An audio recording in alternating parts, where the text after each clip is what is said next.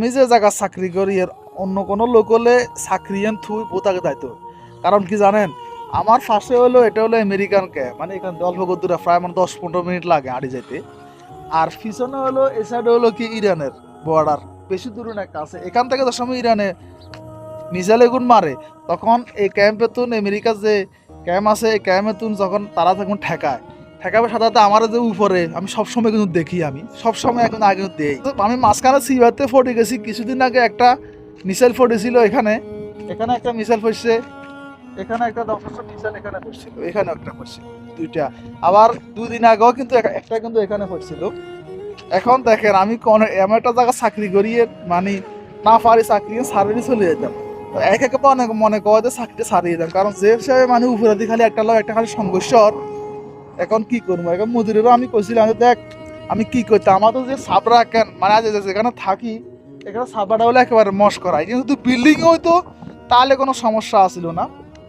আর আমি রাত্রে কিন্তু এখানে কিন্তু ঘুমার লাগে দেখেন, এখানে কিন্তু আমি দেখি সবগুলো এখানে ফাহারা দিলাম, মানে রাত্রে কিন্তু সবগুলা ডিউটি করার লাগে, যেগুলো আমি এখানে ফাহারাদার, মানে বাংলাদেশে যেরকম সৌদার আছে বা নাইট গার্ড কয়, কিন্তু এই দেশে আরবিতে কয় হারেস কয়। আরে তো আমি রাত্রে কিন্তু এখানে ঘুমাই। এখানে এই যে দেখেন আমি মশারও টাঙ্গাইছি, দেখছেন এটা হলো মশার কারণ, কারণ হচ্ছে এখানে মশাও বেশি।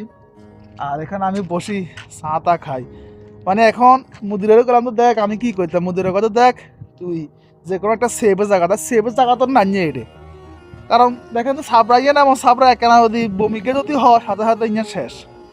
আমি মুদিরে গেলাম তো দেখ আমার এখানে যে আন্ডারগ্রাউন্ড আছে, মানে যেখানে যে আন্ডারগ্রাউন্ডের কাজ চলে, আমি একবার কইছিলাম তো দেখ আমি রাত্রে কোনো আন্ডারগ্রাউন্ডের ভিতরে ঢুকে যেতেন না। দেখ আন্ডারগ্রাউন্ডের ভিতরে যদি ঢুকস পরবর্তীতে সমস্যা, কারণ যদি আবার মিসাইল যদি পড়ে আন্ডারগ্রাউন্ড ভাঙ্গি টাঙ্গি যাইলে মানে হরে তোর তো হয়তো না। আর অংশ থাকলে কোনো সমস্যা নাই, মিসাইল যাইলে অংশ দিয়ে যাইবো, তোর অংশ দিয়ে যাইবো। আর যদি বলতো যদি হয় সাথে পুলিশ অ্যাম্বুলেন্স সাথে চলে যাইব। তো আসলে কিন্তু মুদিরের কথা কিন্তু খারাপ না, বালা কথা কইছে মুদিরে। কারণ 2-3 দিন আগে যে এখানে যে মিসাইল এখানে হয়েছিল, আরেকটা এখানে হয়েছিল, তখন আমি রাত্রে কিন্তু গেছিলাম গো আন্ডারগ্রাউন্ডের ভিতরে ফরা বইতে। আমি মুদিরের ছেলে আসলে ছেলের ফোন দিছিলাম, আমি রান্না ব্যবহার মুদিরের ছেলে আমার কিন্তু মানা করছে, কথা না তুই আন্ডারগ্রাউন্ডে ঢুকিচ্ছা। তবে আন্ডারগ্রাউন্ডটা কিন্তু বাইনতো না, তারপরেও মানি হেতারা মানা করে, কারণ বাসে যখন লাগছে না বড় মিশা যদি ইয়ে যদি মারে দে তাহলে পরবর্তী আবার কিন্তু ভাঙ্গি টাঙ্গি যাইলে আবার সমস্যা। তো দেখেন আসলে আমি যে জায়গায় চাকরি করি মানে কেউ কিন্তু চাকরিটা করতো না, কারণ যে হিসাবে রিক্সে উপরে দিয়ে যায় আমি সবসময় কিন্তু দেখি কিন্তু যায় দিন কিন্তু। আর এখানে বেশিরভাগ সংঘর্ষ এখান থেকে যে সময় মারে ইরানে যে সময় এমনি মারে, আমেরিকার যে ক্যাম্প আছে ক্যাম্পের সৈন্যগুণে কিন্তু এখানে কিন্তু মারে একটা মুখে কিন্তু উপরে কিন্তু সংঘর্ষ হয়। কিছুদিন আগে যে মানে আমার এখানে যে একটা 2টা পড়ছিল 3টা পয়সা টোটাল, একটা এখানে একটা এখানে আর একটা একদিন আগে সকালে এখানে হয়েছিল। তখন সাথে সাথে দেখলাম পুলিশ, তারপরে যায় অ্যাম্বুলেন্স ফায়ার সার্ভিস সব সাথে সাথে চলিয়ে আছে। কারণ দেখেন যে সময় এখানে পড়ছিল এ সাবরা ইয়ান খালি কাঁপে, মানে এনে করে খালি কাঁপে।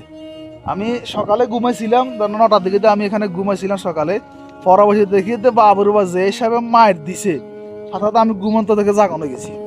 তো এই হিসাবে এই কারণে মানে অনেকটা রিস্কের মধ্যে আছি। সবাই প্রবাসীদের জন্য দোয়া করবেন, কারণ আর প্রবাসীরা কিন্তু বাইরে কিন্তু কাজ করে এই কারণে। আর কফিলেরা তো বাস তারা খানা দানা লই 1 মাসের খোরাকগুলো তারা ঘরেতে ঢুকে গেছে, কিন্তু বেশিরভাগ ক্ষয়ক্ষতি হয় কিন্তু প্রবাসীরা কিন্তু ক্ষয়ক্ষতি হয়। এই কারণে সবাই প্রবাসীদের জন্য দোয়া করবেন, কারণ কুয়েত পরিস্থিতি বাড়ানো